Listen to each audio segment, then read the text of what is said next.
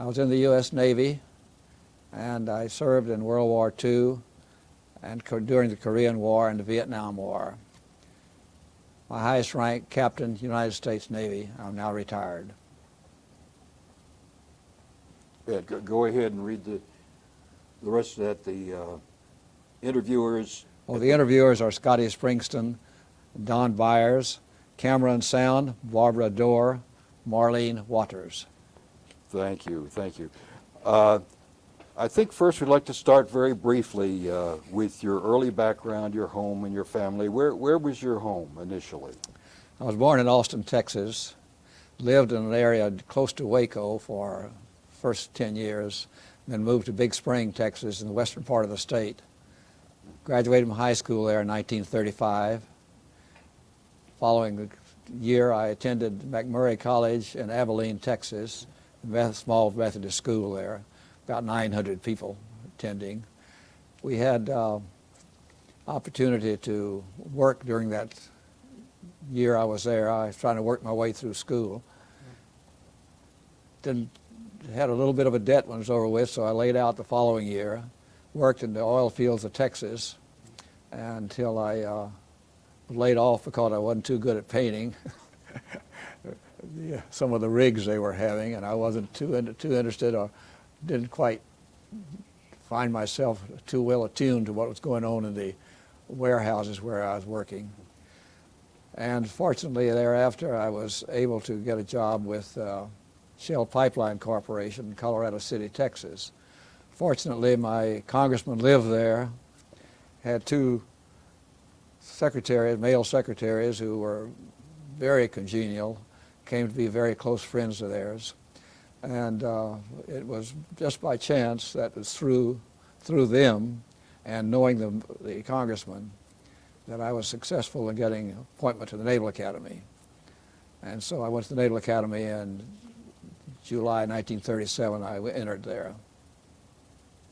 What was happening then at that point? Were you aware of things occurring in Europe, that things were getting tense over there? Manchuria was very much on our minds, and the fact that Panay very shortly thereafter had their problems in China. Yes, we were very much aware of it, aware of other difficulties. Trujillo down in Dominican Republic, Papadoc down in Haiti. These things were brought to our attention, and we were kept constantly aware of them. We knew also that Japan was building its navies, its armies, and we were shipping a great deal of scrap iron over there. In fact, my father-in-law said, "Hate to see that going over there because it's going to come right back at us." And he was correct. It was exactly right. Well, you talked a little bit about your summer crew, your best summer cruise when you were attending Annapolis. What was the year and what was the cruise? Well, I guess the second-class cruise would have been the best because I didn't have to work so hard. The freshman or plebe year cruise, you constantly scrubbing decks, doing bright work, as well as diving the bilges to find out how the engineering plant works. You just are supposed to learn the nitty-gritty of being aboard ship. The second-class year, you do not do that. You're in charge. You're telling the plebes what to do. And also, it was a cruise down the Caribbean, and I was able to use my knowledge of Spanish. I am fluent in Spanish. I was able to use that, particularly in Venezuela, where I interpreted for quite a few of the events there. And overall, it was a very enjoyable time. All the cruises were enjoyable. I enjoyed them very much. It was very exciting. What was the name of it? What ship were you on? My plebe year cruise in '38, I had was on the Wyoming, the old Wyoming, built in 1910. For the second year cruise was on the USS Texas, which was very appropriate. I was very pleased to be on the Texas. Later on, the ship, of course, went down to San Jacinto and was put there as a memorial, and so I was visiting it again there in San Jacinto. Well, you graduated a little early. They made the graduation, I think, speeded up, didn't they? We were due to graduate June 1941. Instead, we graduated February 7th of that year. Yes, we were the first class to be accelerated. And what was your first assignment? USS Indianapolis, Yeah, CA-35, which was stationed in Pearl Harbor. So what year was this again? That would have been, well, I've reported aboard March 1941. So And- I'd been aboard from March until December when the Japanese attacked. So you were there at Pearl Harbor? Actually, the ship was scheduled for some operations we were due to conduct off Palmyra Island, and we left on Friday, the 5th, which was fortunate. Our ship itself had been targeted by the Japanese. We had a vice admiral aboard, Commander Cruiser Force Pacific, and he would have been a prime target. In fact, the ship that was at the berth we normally used was sunk. So we would have probably been targeted, torpedoed, and probably sunk there. When you and the rest of the crew got the news of Pearl Harbor, what were your thoughts at that time? Well, first of all, let me tell you, we were anchored off of Johnston Island, about 350 miles southwest of Pearl Harbor. We had been assigned the duty of taking the first Higgins boats. Higgins boat built some wooden boats with a drop ramp, protected propeller, so they could go up on the beach and not have difficulty, which we had had our motor whale boats. We had tried beach landings, and every time we got on the beach, the sand came into the circulating water pump and stopped them. So we knew they could not be used, but the Higgins boat we were going to test at the very significant surf at Palmyra Island. We had on board some civilians who knew Palmyra Island rather well, and this was the first time we'd put the boats in the water. We were going to go a little practice landing on Johnston Island, then go down to Palmyra. Well, the boats were in the water. We got the word, Japanese attack, Pearl Harbor at 7 o'clock this morning. So we hastily got our boats back aboard, got underway, started testing our ammunition, and we had been using practice rounds for anti-aircraft, and they had been working satisfactorily. We decided we'd use our war reserve. Our magazines were filled with ammunition for the wartime use only. So we decided to test it. We tested it, it was not working. They did not function. So the war reserve was as good as the practice. And of course, that meant we were kind of lost without anti-aircraft protection at all. So we just got underway. We did fire our 8-inch guns as well. But they were okay, of course. But we got underway to try to join up with, and we did join up with, the Lexington Task Force 2 days later.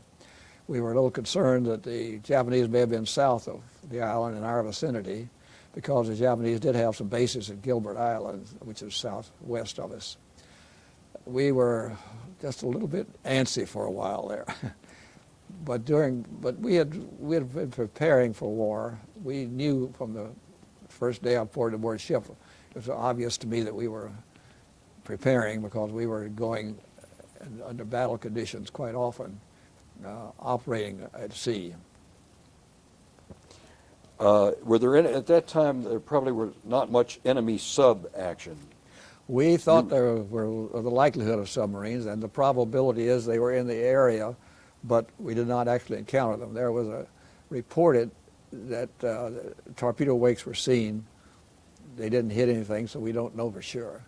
But the likelihood is that there were Japanese submarines somewhere in the vicinity, if not south, at least north of the island. You had mentioned something about some refueling tests or refining the refueling technique. Tell us about that, if you will.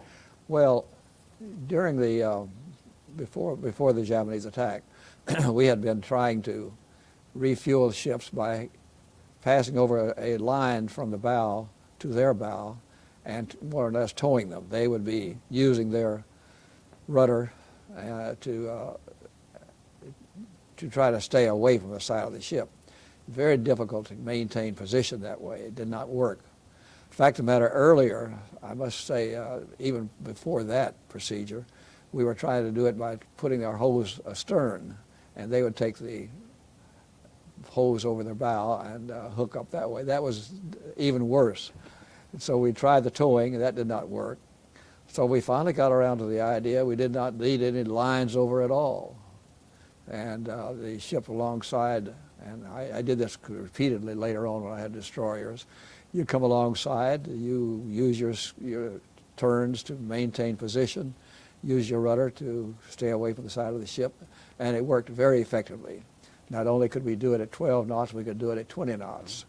So we got very proficient at that, and it was the next step, and it was introduced shortly after the beginning of the war. Your first long cruise with the Lexington, is that correct? Lexington group, and also the Yorktown group. And when was that?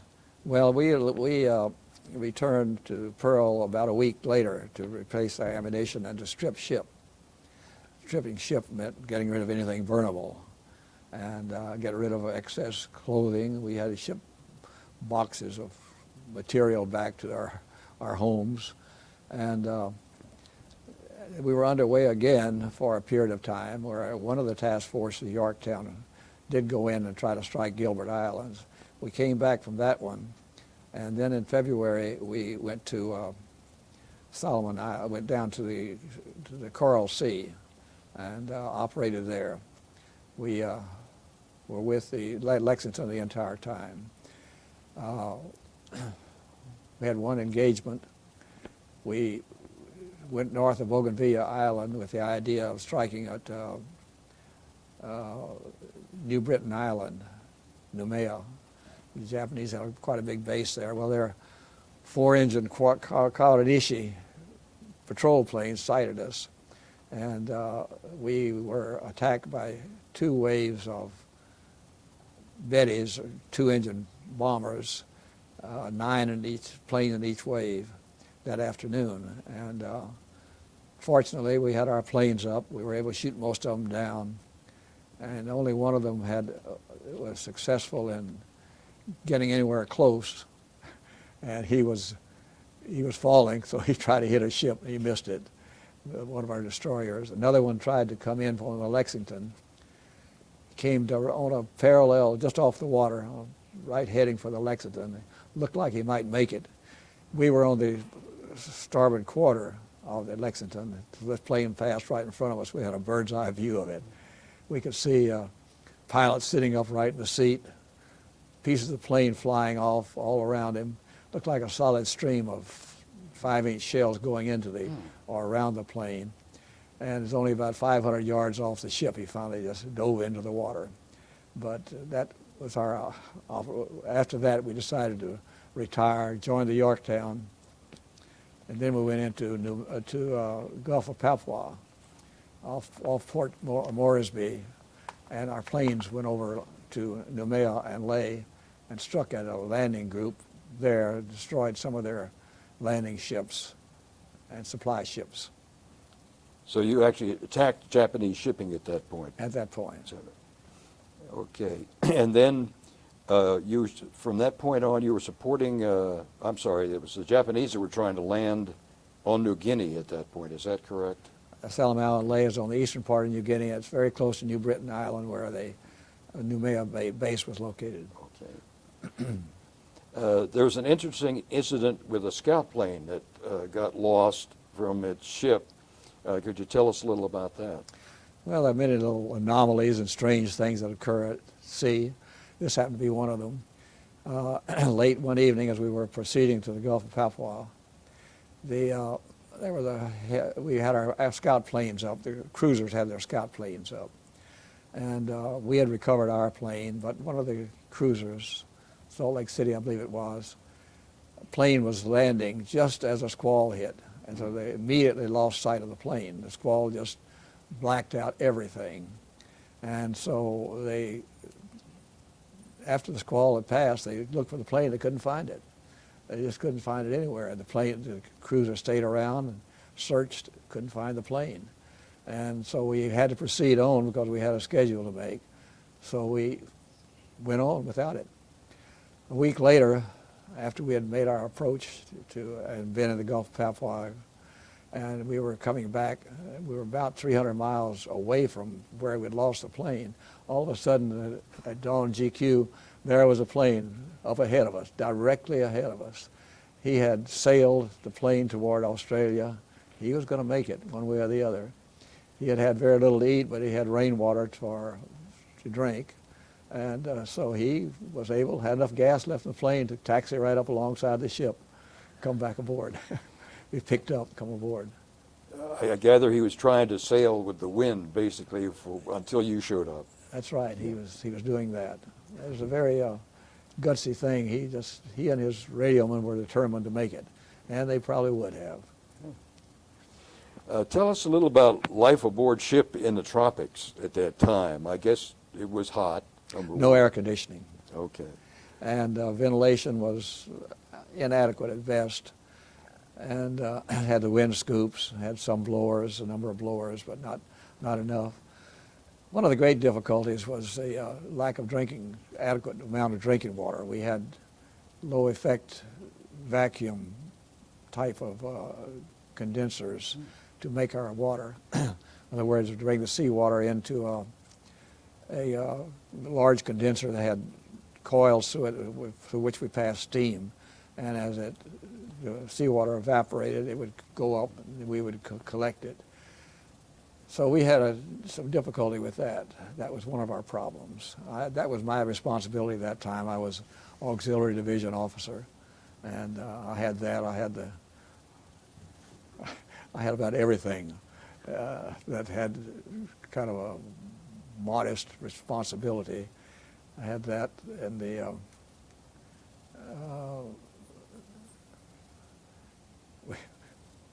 we had well, at any rate, the water was difficult to maintain, get enough of it, and it had to be very pure for the boilers. And if it wasn't pure enough for the boilers, we could drink it. But in other words, too much salinity in the boilers would cause caking inside the boiler tubes themselves. So this was one of our problems. The other problem was it was just so hot aboard ship that many of the men had heat-related problems, especially with the feet. Athlete's foot was get quite difficult and hard to control because of the heat. Many of the men slept topside, and of course, in addition to that, we did run a little short of food that first deployment because the replenishment ships had not been carefully. Well, we didn't have them at that time. They were gradually coming online, but at that time we did not have them. So we would run short of food, but the destroyers ran even shorter on food, so we would share with them as much as we possibly could. So the difficulties of operating the first part of the war were significant, and we did not have a good radar initially. The radar was very good for long-range detection of aircraft, but anything in close was very imprecise. And it was a little later on that we got good fire control radar and more surface search radar. What times would you, when you got that better radar, when was that? I'm not quite sure exactly when that came, but I think it was, some of it was installed in Pearl Harbor. Some of it was installed in Mare Island. We had to make a run to Mare Island in April, and to have our bow repaired. Our bow, the rough seas had caused a very bad leak in the bow. Those bows were the tender of those ships. So we went to Mare Island for a very quick repair. They couldn't do it in Pearl Harbor, so they did it in Mare Island. And then they decided they would give us a special assignment. They had about 8 or 9 large merchant ships. They put a division of troops on them and told us to escort them down to Australia. And this was an interesting experience. They put depth charges on our stern. We didn't have a sonar. We wouldn't have known what we were dropping depth charges on if we if we had dropped them. If a shell sub had attack, all we could do is go in the general vicinity and hope to scare him off, scare him away from our merchant ships. But they were able to make a 12, 15 knot speed of advance, which is pretty good for those ships. And so we took that division of troops to Australia, to Melbourne, Australia. And no enemy activity on that trip? No, we were pretty well to the east of all the action. There was action going on in the Coral Sea at this time, and I think it was all concentrated there. We stayed well clear of the Coral Sea. Did you run radio silent? How did you maintain Most of the time. security? Most of the time. But of course there were reports being made back to the headquarters. The headquarters would keep us advised of what was going on, where we might expect enemy shipping. Let me back up to the damage to the bow. I think that was a result of heavy seas, is that Heavy right? seas. And boy, that must have been tough, heavy seas. Well, I don't recall those seas being nearly as tough as some I've run across subsequently. But the bow itself just happened to hit the right certain way, and it popped some rivets or popped a seam somewhere. This was not a significant problem for us in that we could pump out some of the compartments that were flooded, but it was not desirable, so we had to get it fixed.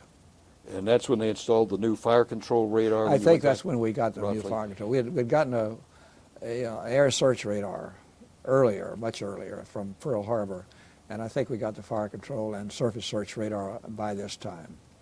And again, what was the time? That was about March of 42? No, this was around April and May. April, May, okay. You had talked, too, about some sort of a sea buoy that gave off of a spray of some kind? Well, we're What talking was about the Aleutian area. I'm sorry, Get- okay. Get us up there first. Let's wait until we get there, okay. So after you got your repair done at Wake, I'm sorry, in Pearl, what was your next mission? Well, we were sent directly up to Pearl, but in the process we did stop at Samoa because the captain of the ship, Captain Hansen, had been the governor of Samoa for 2 years before he was ordered to the Indianapolis. So he wanted to drop back by and see Samoa, and we stopped at Tonga, and he went ashore there to meet the I guess you'd call the woman who was in charge. There was a woman who was in charge of Tonga at that time, but he had known her from his duties there, and he stopped by for a visit. I guess keeping our contact strong in that whole area. Went back to Pearl for just a few days, 2 or 3 days. Then we went directly to the Aleutian area from there, arriving in early June. And what was your first mission there in the Aleutians? We were not quite sure what we were doing up there. We had our heavy cruiser, several light cruisers, some older ones, and a number of destroyers. We operated out of Kodiak Island, but we had been sent up there to prevent the Japanese from making landings. Well, they had air attacks on Dutch Harbor, and I think our admiral was a little bit reluctant to get close to Dutch Harbor. And if they wanted to land, they could have landed because we did not do anything to prevent it. He was reprimanded later on because of that. So we stayed more or less in the Gulf of Alaska. And after the attack on Dutch Harbor, the Japanese did not close again, but they did land in Kodiak, well to the west of Dutch Harbor, and on Attu. We were familiar with these landings by our patrol search aircraft, but we stayed more or less in the Gulf of Alaska and south of the Aleutian chain for a period of time. And I think it was around September well, I guess it was August, we finally made the first attack on Kiska. But we operated out of Kodiak most of the time until later on. In September, we occupied Adak Island, and from that time on, we used mostly support shipping, and we would anchor there off of Adak Island, and they would come and provide us fuel, give us food, and so forth. Occupation of Adak was interesting. They had a group of little fishing boats, any kind of ship they could get hold of to carry supplies, to carry troops, to go to Adak Island. We knew the Japanese were not there in force, and we had our ships deployed west of the island to protect the movement of these ships. But it was the most motley group of craft you ever ran across. But the occupation was without incident, no problems.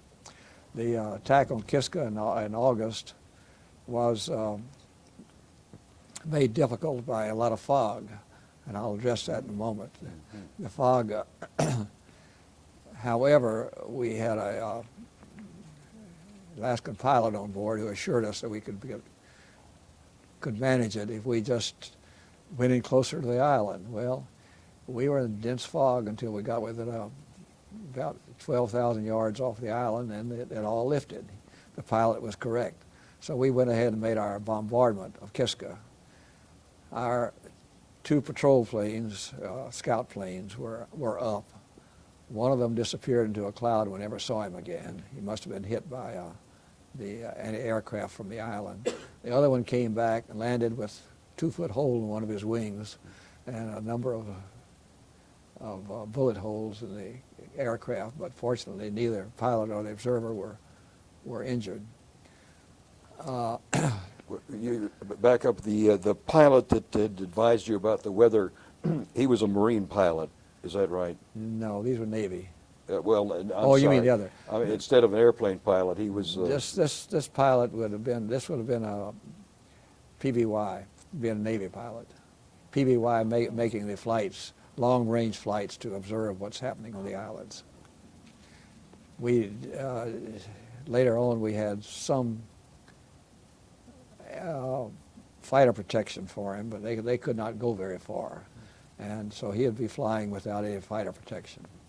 After we had Adak, of course, we were able to put fighters there on Adak Island. Well, you had talked about the fog, and... Oh yes, I was going to tell you. We call it. Yeah, go ahead. We call it a sea buoy. But in order to maneuver in fog, and I'm speaking of fog that's so dense you can scarcely see, you can't see 1,000 yards ahead of you. And when you're maneuvering with ships at 1,000 yards interval, you're no telling what might happen. So we stream astern of us this wooden buoy, which is designed in such a way that it goes on the surface and sends up quite a big spray. So what you do is you see that big spray, and the spray is what you keep your distance on. You know the length of the line that he's put out there, and that lets you keep your formation. Okay, so you don't see the ship, but you see the spray from the ship. That's right. Okay. Now, of course, with good surface radar, you do not necessarily need that, but our early surface radars were not too good at that time. Yeah. Well, in the Aleutians, your assignment at that time was changed. Well, is that I right? was in engineering initially, and while I was in the South Pacific, I was changed to assistant navigator. So I was on the bridge trying to take sights when there was no visibility and no stars. If something would pop up, you'd try to grab it real quick. And of course, we did use long-range radar to know where the islands were, but that wasn't too precise. And I was assistant navigator for quite a few months. Later on, I was sent to the gunnery department. They rotate the officers to give them various background. And I took charge of a 8-inch gun turret We had 3 guns, three of these turrets. Each of them has 3 guns, total of 9 8-inch guns.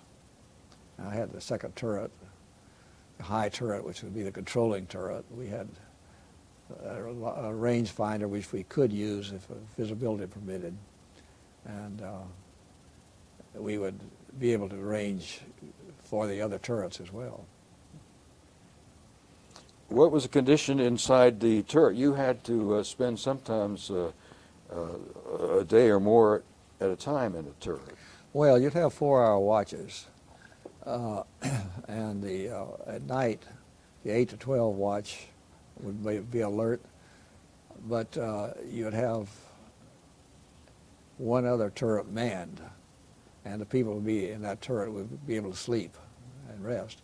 Then the 8 to 12 would go off watch, and the other would take over midnight to 4 to 8 the next morning. Always 2 turrets. One, everybody alert, and the other one they can rest and sleep to the extent that they could. So within the turret, you tried to find as much comfort as you could. Inside the guns, with the guns, the gun crew usually just lounge on the deck or sleep on the loading tray, or they had, of course, 3 loading trays, so at least they had some possibility. That was the most comfortable spot. The deck wasn't too good, wasn't much room to spread out. And in my control booth, which was isolated from the main booth, main gun chamber, I would be, I had about the size of this table, a little bit wider, and room I could look inside and watch the loading of the guns. And when everything was properly done, the gun captain indicated the guns were loaded, breeches closed, fully closed, and I could pull the trigger and either fire the guns or else make it possible for the fire control gunnery officer in the high area where they could see better. They might control the firing, or I could try to fire locally. But this particular turret, if you were there, you got a little cold at night because the outside wall would be covered with ice, and we had very little protection from the weather. So it's something I remember rather significantly. So the inside wall was covered with ice, is that right? Oh yes, well the outer wall, The outer I should wall. say, the one that was exposed to the elements. You of course communicated by Sound-powered phones. Okay, to the other gunnery officers, I presume. Okay, and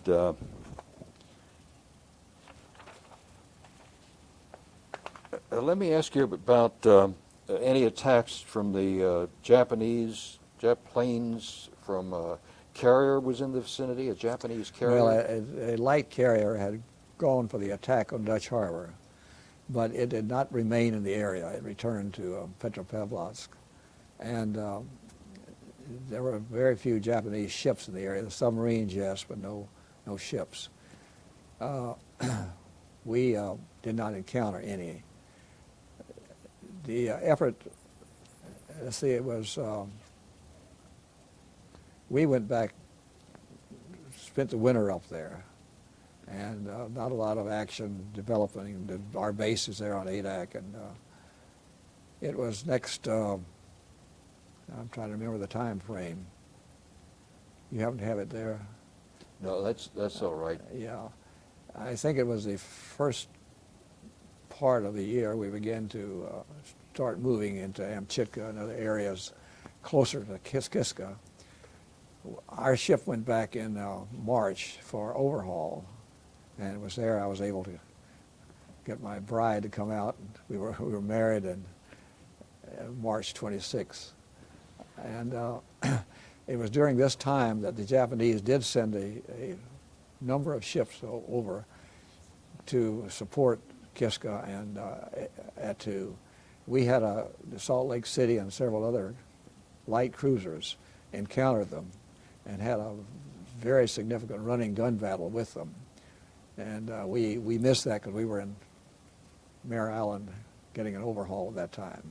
Where were you getting overhauled? Mare Island. At Mare south Island. side of San Francisco. And this is 1943 now. 43, yeah. And back up a little bit, because when you were at first stationed in Pearl, I think that's when you had met your wife at that time. Is that right? When you were in Honolulu and Well, we would be swimming off Fort DeRussy. It was a favorite place for the young officers and the young ladies who lived there. I probably met her there, but I didn't remember meeting her there. It was later on that I had a car. I was driving around in Waikiki, and she was standing in the corner with a classmate, and I liked what I saw, so I drove around the block, stopped and picked her up. I don't remember the name, even the classmate's name. I don't care about him. But we took her home and met her mother, and then that time on, I dated her whenever I could, and we had a number of very nice time there. This was July, wasn't it? She has a date in her diary. I don't remember it. okay. But then when you went to Mare Island to get again overhauled, what was the date then? About 43? 43. That was March 43. March 43. Well, right after the Japanese attack, her father was with the Naval District there, and he was a war plans officer for the Naval District. And they had quarters just above the submarine base in Pearl Harbor there. So the Japanese planes just flew right over their house going in for the attack.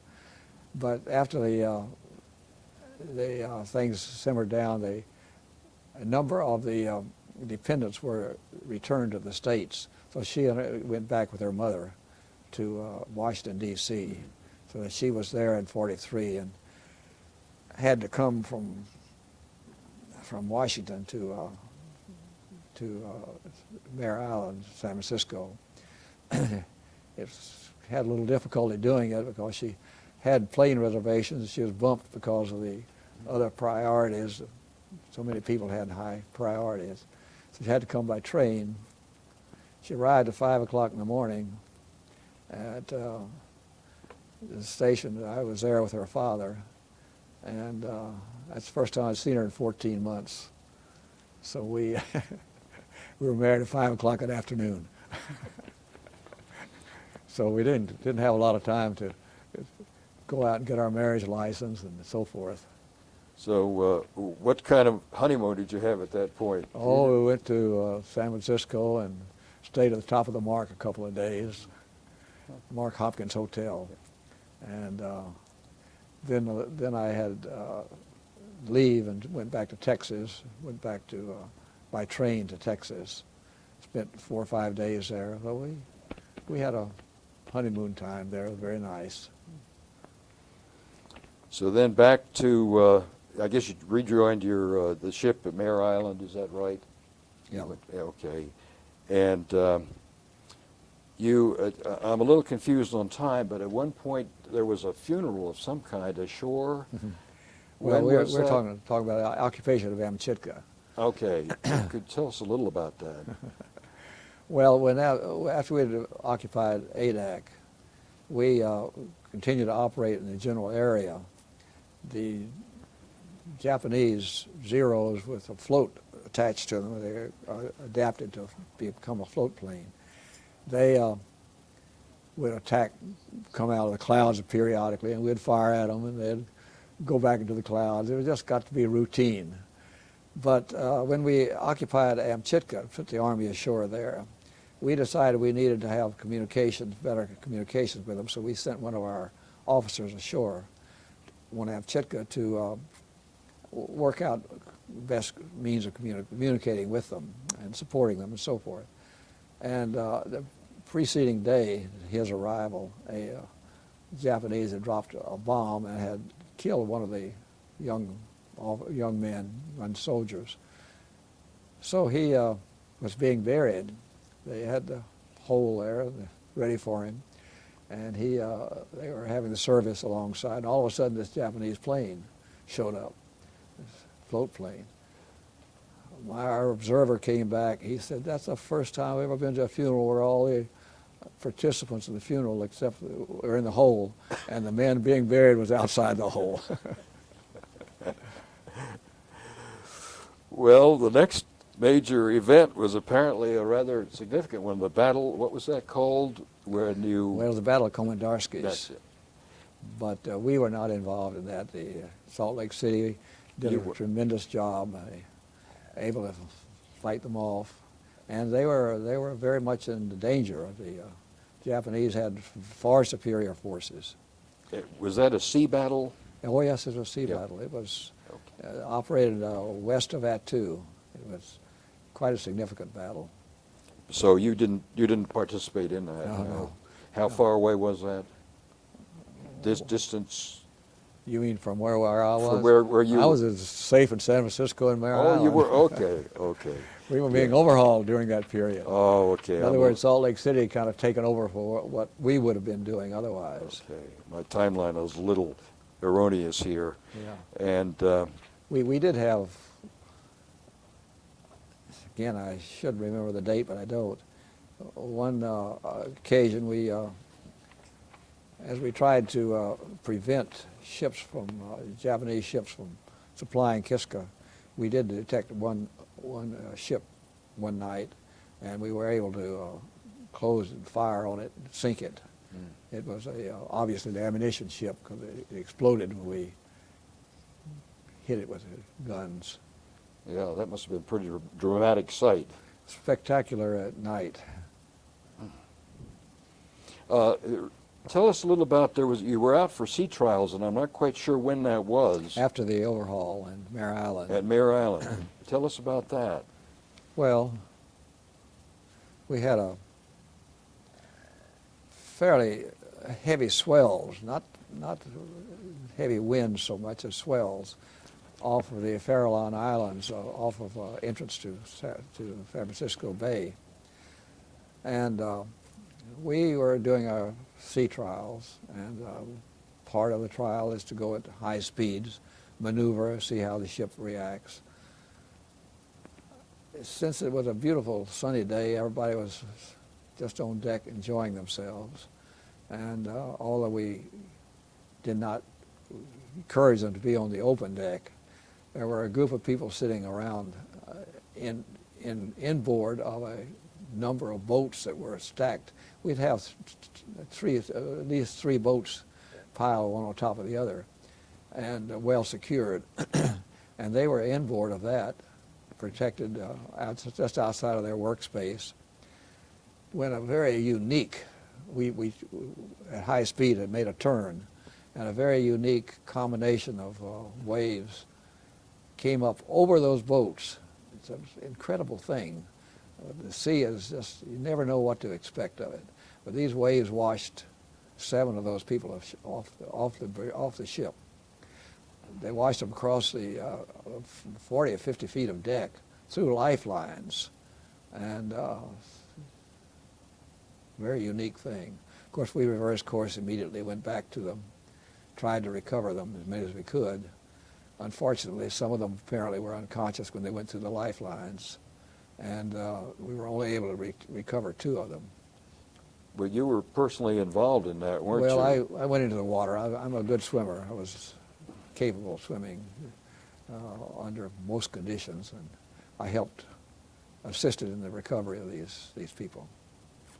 And as a result, you were cited, I think, for that act. They got a Navy Marine Corps medal, which is given for things not related to direct conflict. I hate to say the word hero. It's supposed to be for heroism, but I don't consider that is appropriate in this case. Pretty impressive. Well, I'd like to have seen more of those people recovered. Only 2 of them recovered.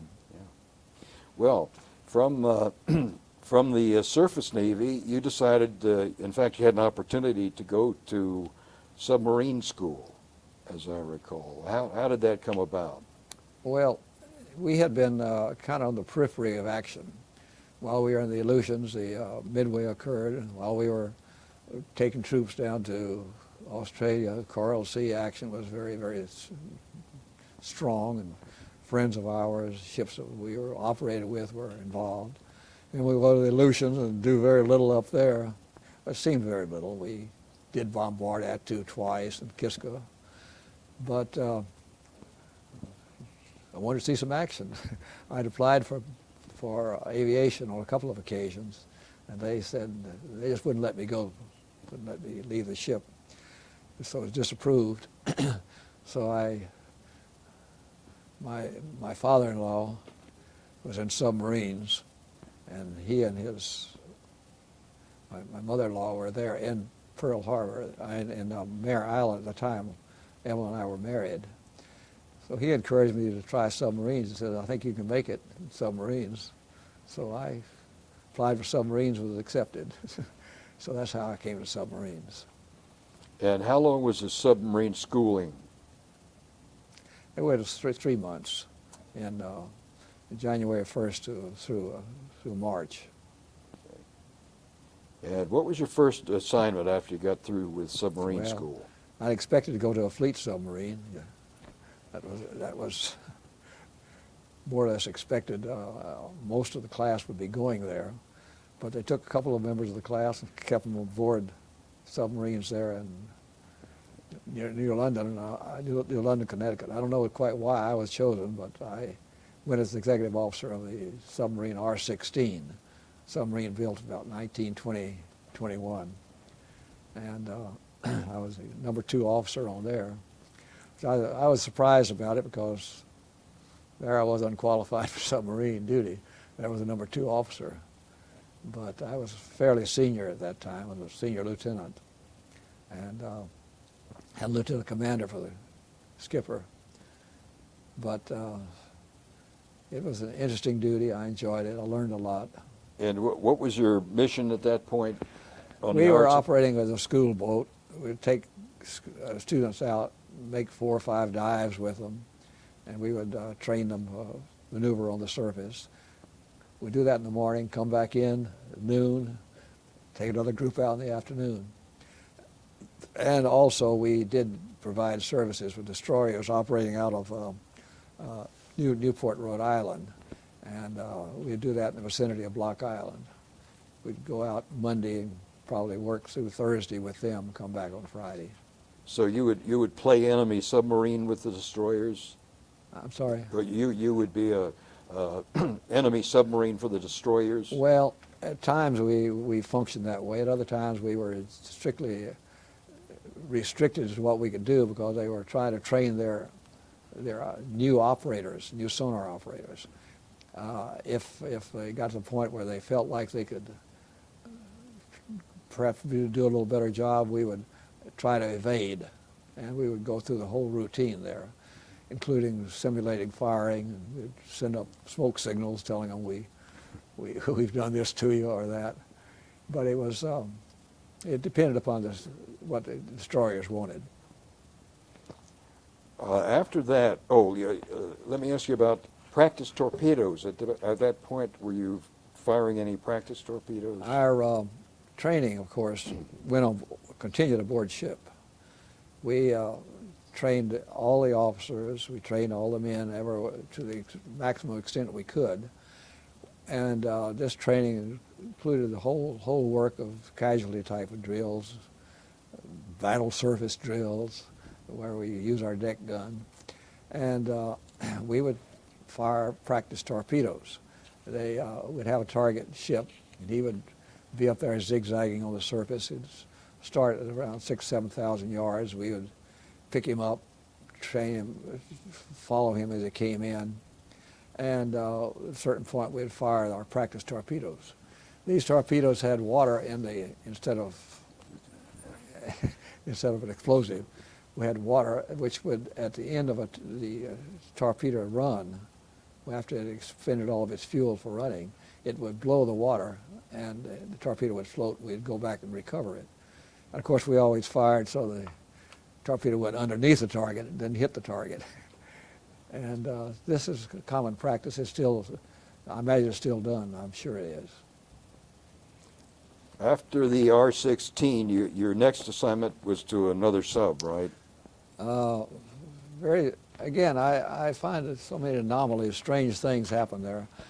I was qualified in submarines after, well, it was first part of October, and immediately got orders.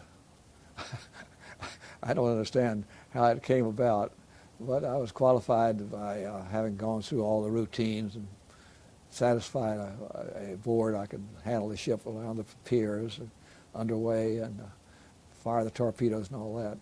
So I was ordered to a submarine down in Fort Everglades, Florida, just outside of Fort Lauderdale. And I was executive officer of that submarine. The moment I stepped aboard, the commanding officer said, "You know, I'm trying to get off this submarine. I want to go out to the Pacific." He was a lieutenant commander, and he hadn't been out in the Pacific. Well, I could see he was anxious to get out there and have some action, participate in the action out there. And but it's strange. The moment I come aboard, he said he wants to get off. I don't know how to read that, do you? But at any rate, this was really a plush type operation because beautiful weather down there, opposed to what we were doing up in the wintertime up in the north there. And we would go out every morning. We again had some ships, mostly destroyer escorts or patrol aircraft, again training, trying to find out how well their sonar operators work. In fact, they were so uncertain of themselves, they had us trail a buoy. We would actually have a buoy which we would let float on the surface when we were submerged at 80 feet. And they would be able to know exactly where we were, so they could really train the rawest of the raw. And we would do that, and then occasionally we would do dispense the buoy and do maneuvering, and they would try to detect us that way. Well, tell us about, you got a special message when you were on the R5, I think. Tell us a little about that one. Well, we were submerged one day, and first of all, before I went to, I left New London, we had to make a decision. Evelyn was pregnant at that time. She wanted to stay with her doctors up there, but since I'd be gone, and doctors didn't want her to travel very much, any more than necessary. So instead of going to Florida with me, she decided to go to Washington to be with her mother and find a doctor there. And she was going to join me later on in Florida. Well, on October 26th, I got a message that had come by radio from Washington to the base there, which the Coast Guard had, the Coast Guard base in Fort Everglades. And then they sent it by radio out to the ship. The ship sent it by sonar to us, submerged at 80 feet, saying that my daughter, first child, had been born. Our daughter was born. So that's how I got the word on our daughter. And you were 80 feet deep. Yeah. And that message was sent by sonar, is that right? By sonar. We did not have later on, submarines had a means of talking directly to each other, but you couldn't do it at this time. We were using sonar and the Morse code. Well, that was a good message. Yeah. That was probably the best you ever got submerged. Well, it certainly was an interesting one. It took me a little while, but within a couple of weeks I was able to visit Washington and come back. Found a house. We were all ready to move. Even had train reservations for my wife to come down when I got a word the ship was going up to New London. So we had to cancel everything there. And I sent my car up to New London with some of our sailors. These training submarines were used as a means of letting people who had made a lot of war patrols, let them relax, take things a little easier, both for officers and enlisted. So we always carried more enlisted personnel than we needed on board. In fact, we did not have bunks for them. They would have to sleep hot bunk. They were all aboard. You know, hot bunking means. You're Take- rotating a bed that Yeah, way. that's right. So we sent 3 or 4 of them back up to New London. I had them drive my car back up, and we went back up by sea, by means of Cape Hatteras, which was a pretty rough trip. The roughest waters I've ever known was that particular trip. And yeah, tell us a little about that voyage, because that, as you say, the roughest voyage you ever had, and it was pretty hairy. Well, we hit Cape Fear about dusk. We could see the lights there. We of course had to go from lighthouse to lighthouse. We did not have radar aboard. We had fathometers, which helped us, but we had to use dead reckoning and determine where think we are. But it was dark, cloudy. We could not see any stars, so we decided we'd just go up the coast, going from lighthouse to lighthouse. Well, it was getting dark at Cape Fear, and the seas were rough. And as we approached Hatteras, it got rougher and rougher and rougher. Well, these submarines are very low on the water.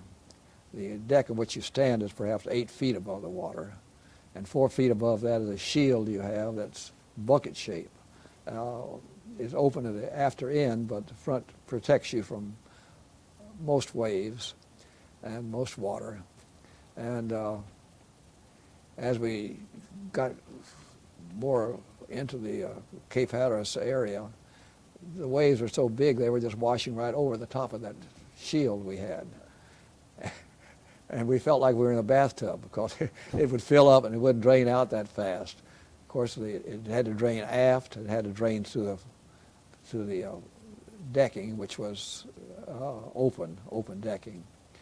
And it created quite a problem for us. First of all, it was cold, wet, miserable, and we had to send our lookouts below because there's just no way for them to stay up there. So one officer and a quartermaster would stay on the bridge. Those waves would hit. All you could do is just hang on for dear life, hang on to the alidade, which was mounted there, firmly mounted, so you could hang on to it, or the voice tube, or else the periscope. You just had to hang on. But the officer of the deck also had a problem. We had no way of taking air for our engines through the normal deck aft. We had to take it to the hatch going into the conning tower. So every time the water hit, it would cover that hatch, or else go right down into the control room. So we would have to stand with 1 foot on the hatch. When that water would hit and we knew it was going to flood, we'd close the hatch. And we'd try to keep it closed a minimum of time, because the moment we did that, the engines were sucking the air out of the boat, creating a vacuum. And after a certain time, the engines would stall and stop. And that means we'd be wallowing in there until they get it started again. So what we would do is have to open it just as soon as we could. And of course, always some of the water went down into the control room. So before it was over with, the control room was almost flooded too. It had a lot of water there. How long did that particular part of the trip last? Till about 4 o'clock the next morning. And by that time, the seas had begun to die down a little bit. We had cleared Hatteras pretty well, and it was much better. Well, in February of '45, I think you were given the command of R5. Is that right? Well, as I told you, the commanding officer was so anxious to get to the Pacific. He was determined, and so he got hold of everybody he could and tried to convince them that he had to go. They wanted him, they needed him out there. He had to get out there. So even though I had only been aboard from October to February, and had only been I still had March and April. I only had 10 months in submarines.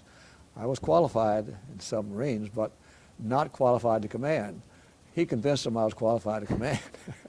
so as soon as we got back to New London, I was ordered to command of the R5, and he got his orders to leave. And how old are you at this point?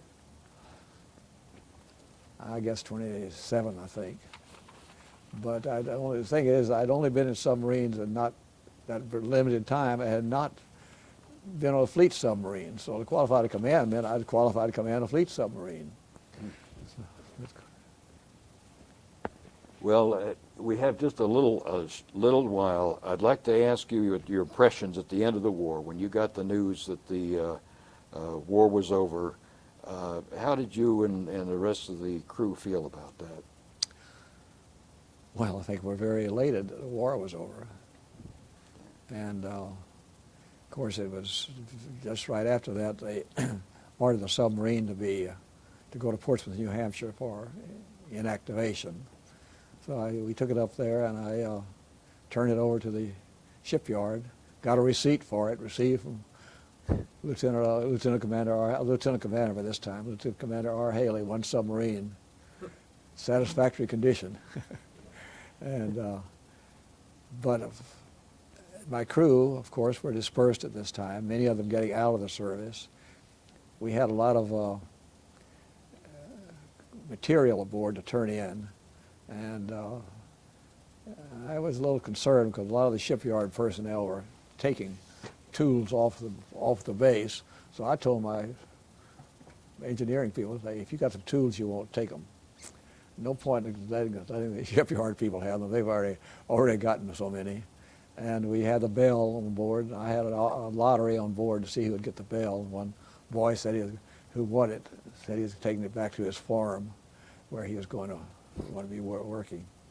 And some of them took their heavy weather jackets, although I told them to turn them in. I didn't worry if they didn't. At any rate, that was the way it wound up. For me, it was kind of a sad time because the Indianapolis was sunk 29th of July, and I had some very dear friends on there, and this kind of made the whole thing rather difficult for me. Well, I think that's about close to the end of the tape. We really thank you for the opportunity to talk to you today, and you've had a lot more experience that we'd like to get as well. But I'd like to just add, I was ordered to a fleet submarine thereafter, and in 1952 I did take command of a fleet submarine and have it over the Mediterranean for 5 months and 27 months command. So I did have that before I went into destroyers. Okay. Before Scotty, anything you'd like to? Okay. Thank you very much. It was very interesting, isn't it? Yeah, this is the first time we've talked to anyone that had the submarine experience, and that's fascinating. The rough seas off